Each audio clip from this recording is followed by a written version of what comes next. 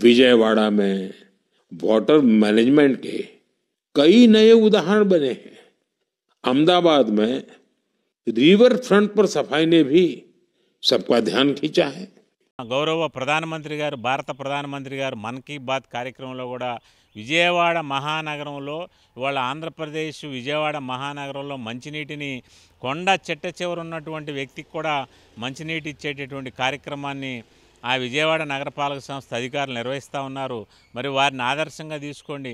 అక్కడ ఉన్నటువంటి అధికారులను కానివ్వండి, అక్కడ పరిపాలించేటటువంటి కూటమి ప్రభుత్వంలో ఉన్నటువంటి ఎమ్మెల్యేలు కానివ్వండి, శాసనసభ్యులు కానివ్వండి, మంత్రులు, పార్లమెంటు సభ్యులు కానివ్వండి, వీళ్ళందరినీ ఆదర్శంగా తీసుకోండి అని చెప్పి నిన్న మన్ కీ బాత్ కార్యక్రమంలో గౌరవ ప్రధానమంత్రి గారు కూడా పేర్కొనటం ఇది విజయవాడ ప్రజలందరూ కూడా హర్షించాల్సినటువంటి విషయం. సార్, విజయవాడ మంచినీటి సమస్య సరఫరా కూడా చాలా బాగుందండి. అందరికీ మంచినీరు సకాలంలో 2 పూట్ల కూడా అందుతున్నాయి.